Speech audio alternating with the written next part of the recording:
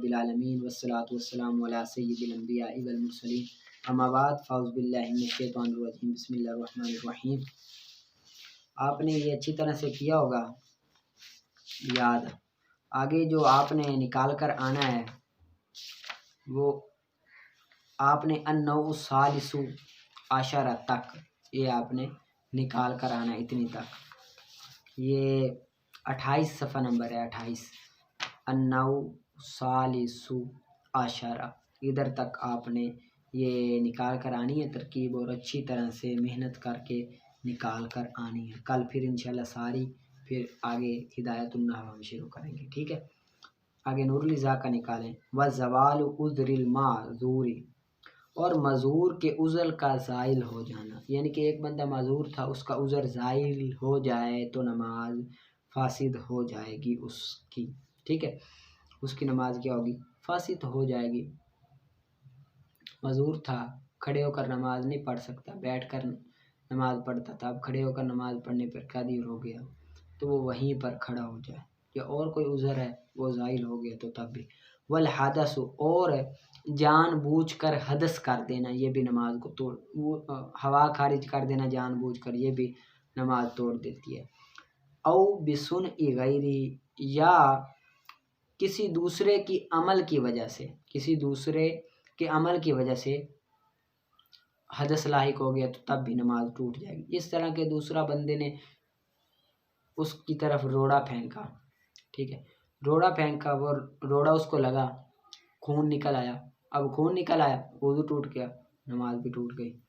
वल इग़माउ, और बेहोश हो जाना, वल जुनून, और मजनू हो जाना, वल जनाबतु, और जुम्बी हो जाना, जुम्बी हो जाना, बिनज़रिन, देखने से, देखने के साथ जुम्बी हो जाना, अविल एहतिलाम, या एहतिलाम देख लेना, यानी कि बंदा नमाज पढ़ रहा, पता नहीं चला उसको एहतिलाम हुआ कि नहीं, जब नमाज पढ़ रहा है उसने अपने कपड़ों की तरफ देखा तो उसको पता चला कि मनी लगी हुई है, अब देखने के साथ उसको पता चल रहा है तो नमाज टूट जाएगी। व मुहादतुल मुशातहाती, और फ़ी सलातिन मुतलक़तिन मुश्तरकतिन तहरीमतन फ़ी मकानिन, और रुकावट होना, और रुकावट होना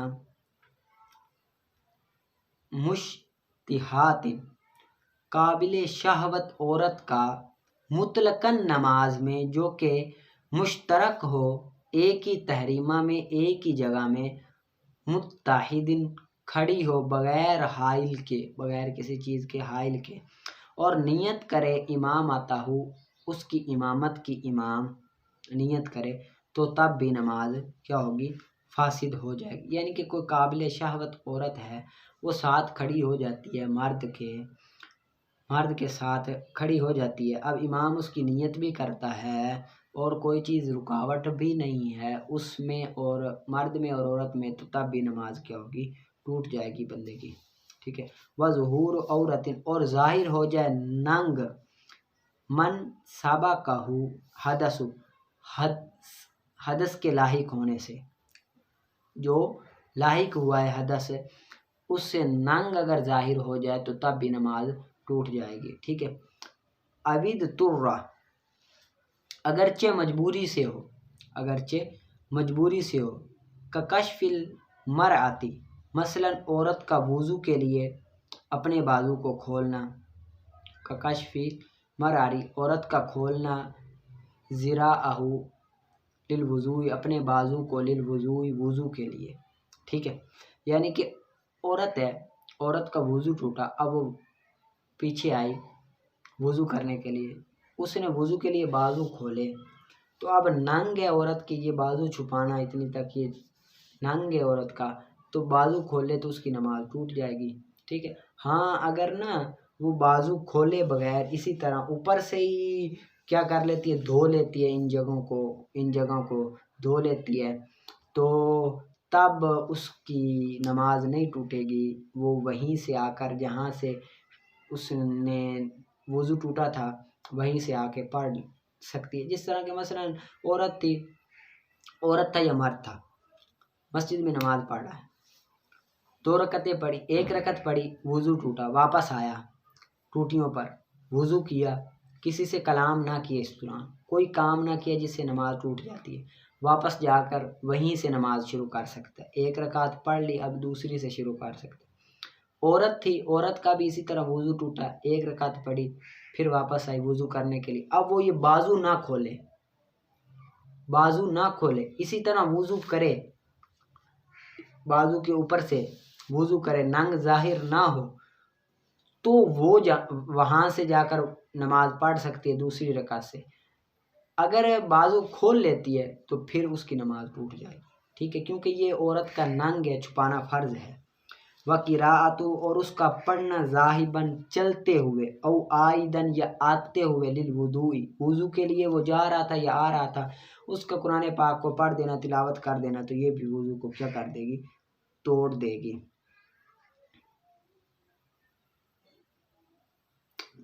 وَمَكْثُهُ اور اس کا ٹھہرنا، قدر اداء رکن ایک رکن کے ادا کرنے کی مقدار، حدث کے لاحق ہونے کے بعد، مستيقظاً بیداری کی حالت میں، یعنی کہ وضو ٹوٹا بندے کا رکوع میں، اب وہ 1 رکن تک کھڑا رہا، وضو توڑنے کے بعد 1 رکن تک کھڑا رہا، وضو کے لیے نہ گیا، تو تب بھی اس کی نماز فاسد ہو جائے گی، بیداری کی حالت میں تب بھی اس کی نماز کیا ہوگی؟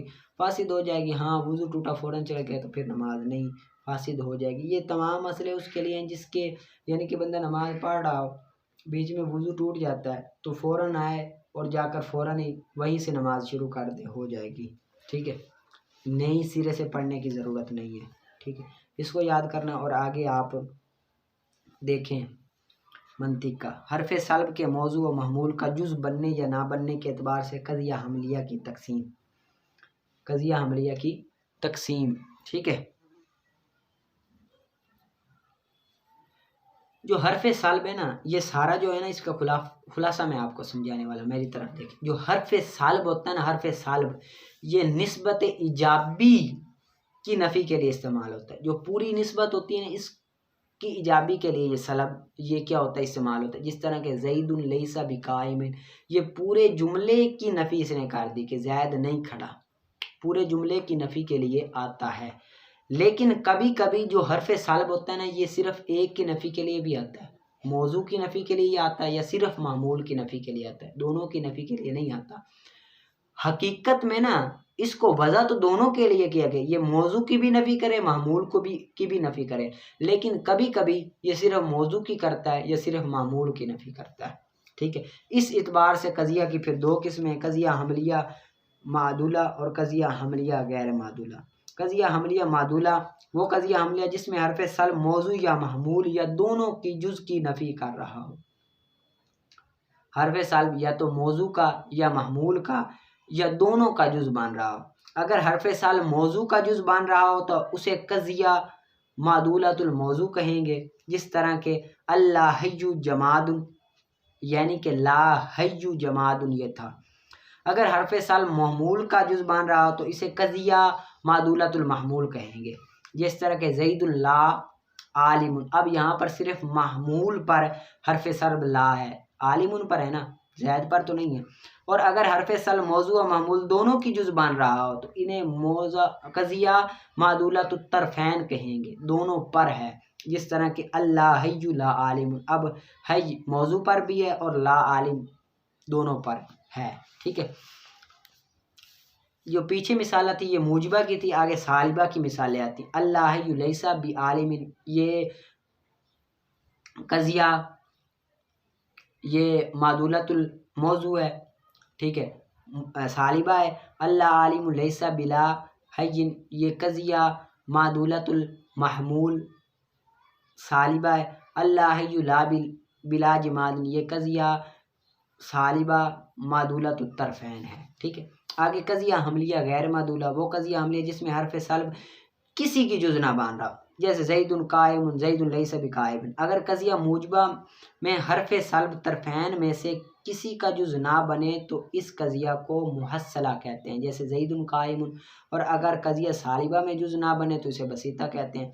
موجبہ میں نہ بنے تو اسے محصلہ کہتے ہیں، بسیطہ میں اور اگر سالبہ میں نہ بنے تو اسے بسیطہ کہیں گے، ٹھیک ہے۔ اس کو آپ نے اچھی طرح سے یاد کر لینا، اور جو آپ کو دیا ہے میں نے اجراء ترکیب، وہ ضرور اچھی طرح سے محنت کر کے پڑھنی ہے، ٹھیک ہے، پڑھا سنا۔